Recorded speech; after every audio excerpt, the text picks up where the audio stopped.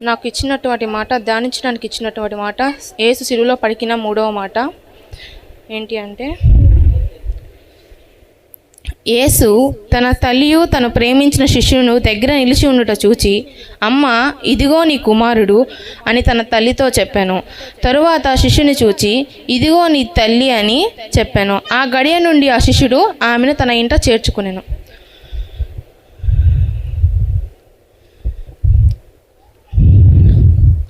మరియమ్మకి యేసు ప్రభు ఒకరేనా అండి సంతానము? ఇంకా 4 ఉన్నారు కదా. ఆయన సిలువలో ఎన్నో బాధలు అనుభవించినప్పటికి కూడా, ఎన్నో దెబ్బలు తిన్నప్పటికి కూడా ఆయన కర్తవ్యాన్ని మర్చిపోయాడు. తల్లి మీద ఆయనకున్న బాధ్యతను మర్చిపోయాడా? ఎంత బాధలో ఉన్నా కానీ ఆయన బాధ్యతని నెరవేర్చాడనమాట. ఆయన ఎంతో బాధ్యత కలిగిన కుమారుడుగా ఉన్నాడనమాట. ఆ 4 కుమారులు ఎవరెవరని చూద్దాము.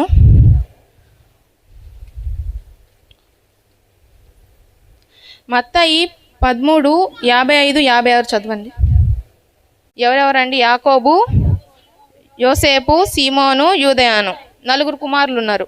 4 కుమారులు ఉన్నప్పటికి కూడాను యోహానికి ఎందుకు ఆయన తల్లిని అప్పచెప్పాడు? ఎందుకంటే ఆడ సిలువ వేసేటప్పుడు కూడా 12 మంది శిష్యుల్లో ఉన్నది ఒకే ఒకడు. ఎవరు? యోహాను. యోహాను మాత్రమే అక్కడ ఉన్నారన్నమాట. యేసు ప్రభుని తన రొమ్ము కానుకున్న ప్రేమించిన శిష్యుడు కనుక ఆయనకు అప్పచెప్పారనమాట. ఇక్కడ ఏం చెప్తున్నారండి? శాస్త్రులు, పరిసయ్యులు యేసు ప్రభుని చంపాలని వెతుకుతున్నారనమాట. ఎందుకంటే ఆయన మందిరాన్ని పగలగొట్టేసేయండి, 3 రోజులు తిరిగి నేను నిర్మించేస్తాను, ఎన్నెన్నో సూచక్రియలు చేస్తున్నారు. అరే మేము ఇన్ని రోజుల నుంచి ఇక్కడ ఉన్నాము, ఈయనైంది ఇప్పుడు వచ్చి ఇన్ని చేస్తా అంటున్నాడు, గొప్పవాడని చెప్తున్నాడు అని ఇప్పుడు మనం ఒక దగ్గర పని చేస్తున్నాము, మనమే సీనియర్ ఉంటారు. మనం వెళ్ళి ఆయన కంటే చక్కగా పని చేసినప్పుడు, మనకి ప్రమోషన్ ఇచ్చినప్పుడు వాళ్ళు అనుకుంటారు కదా, అరే ఇన్నేళ్ళ నుంచి నేను పని చేస్తున్నాను, నాకు అలాంటి గుర్తింపు రాలేదే, ఈయనకి ఎట్టా వచ్చేసింది అని చెప్పని అనుకుంటారు.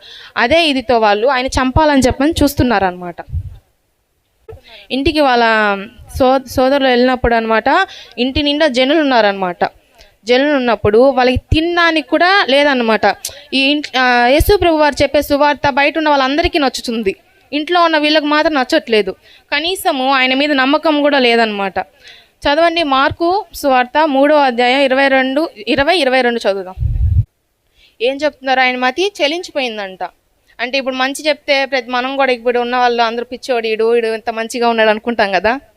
మన ముందు నువ్వు మంచి దానివి అది పొగటలు చెప్తే మాత్రం మురిసిపోతాం. ఎందుకంటే చెడు చెప్తే నచ్చదన్నమాట. మనిషి స్వభావం ఏంటి? నువ్వు ఇలా ఉన్నావని చెప్తే మనం అంగీకరించలేము. అదే నువ్వు గొప్పవాడివి, నువ్వు ఇలా చేస్తావు అలా చేస్తావంటే మాత్రం వాడిని ఎత్తి పెట్టుకుంటాం అనమాట. అలాగే యేసు ప్రభుని వారిని కూడా వీనికి దయ్యం పట్టింది, అపవిత్రాత్మ పట్టింది అని చెప్పని ఏమంటే మాట్లాడుతూ అలా నిందిస్తున్నారు అనమాట. అదే మార్కు సువార్త 30-35 వరకు చదవండి, 3వ అధ్యాయం. అక్కడ లోపలికి వెళ్ళడానికి కూడా స్థలం లేదు కాబట్టి మరియమ్మ ఆయన సహోదరులు వచ్చి బయట నిల్చొని ఆయన పిలుస్తున్నారు అనమాట. అక్కడున్న వాళ్ళు, అయ్యా మీ తల్లి మీ సహోదరులు వచ్చారు రండి అని అంటే, అక్కడున్న వాళ్ళందరినీ చూసి ఏం చెప్తున్నారు? నా తల్లి ఎవరు, నా సహోదరి ఎవరు అంటే, ఆమె నా తల్లి కాదు, నా సహోదరి కాదు అని కాదండి. దేవుని చిత్తానుసారం ఎవరైతే జరిపిస్తారో, దేవుని చిత్తానుసారం ఎవరైతే జీవిస్తారో వారే నా తల్లియు నా సోదరి నా తమ్ముడు అవుతారని చెప్తున్నారు అనమాట. ఇప్పుడు మనకి ఒక్కోసారి బైబిల్ చదివినప్పుడు ఏమనిపిస్తుంది? దేవుడు ఉన్నప్పుడు మనం పుట్టేస్తుంటే బాగుంటుంది, ఆయనతో పాటు వెంబడించుకుంటా వెళ్ళిపోయే వాళ్ళమి. ఇప్పుడు ఇవన్నీ ఉండేవి కాదు, ఏదో మనం ఇప్పుడు అవి చేయకూడదంట, ఇది చేయకూడదంట, అవన్నీ ఎలా చేయకుండా ఉంటాము, ఏదో ఒక క్రమంలో చేస్తూ ఉంటాం కదా అని చెప్పని ఫీల్ అవుతూ ఉంటాం. అలా ఫీల్ అయ్యి బాధపడాల్సిన అవసరం లేదనమాట. దేవుని చిత్తానుసారంగా మనం బ్రతికినట్టయితే, దేవుని చిత్తానుసారంగా మనం చేసినట్టయితే మనం కూడా క్రీస్తు యొక్క తల్లియు సహోదరియు అవుతామన్నమాట. అలాగే నిర్గమకాండము 20:12 చదువుదాము. ఆజ్ఞల్లో 5వ ఆజ్ఞ ఏంటండి? నీ తల్లిదండ్రుల్ని సన్మానించుము. ఎంతమంది సన్మానిస్తారండి తల్లిదండ్రుల్ని? సన్మానించడం అంటే కూర్చోబెట్టి సాల్వా కప్పేది, పూలదండ వేయడమా? కాదు కదా.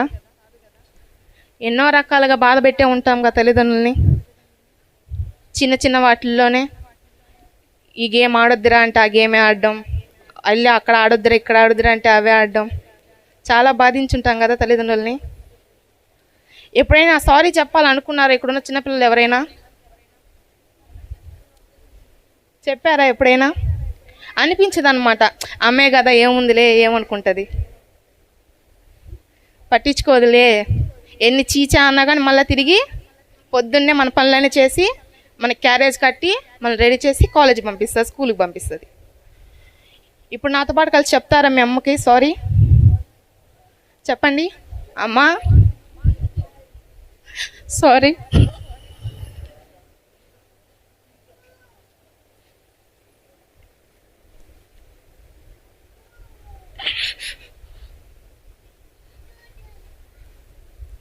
మీరే కాదు నేను కూడా చాలానే బాధ పెట్టాను.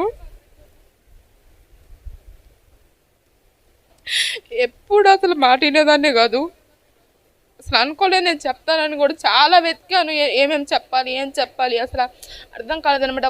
మొదటిసారి చెప్తున్నాను కదా, ఏం చెప్పాలి అసలు.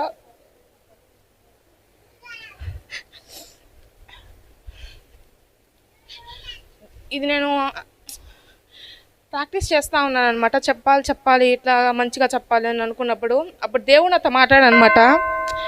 ఈ మాట నువ్వు చెప్తున్నావు కానీ నువ్వు కరెక్ట్గా ఉన్నావా, నీ తల్లిని నీ తండ్రిని నువ్వు సన్మానిస్తున్నావా అని చెప్పని. కానీ ఇది చెప్పిన తర్వాత నుంచి నేను కరెక్ట్గా ఉంటాను నేను అనుకుంటున్నాను. దేవుడు నాకు ఈ ధన్యతను ఇచ్చినందుకు కృతజ్ఞతలు చెప్పుకున్నాను. ఆమె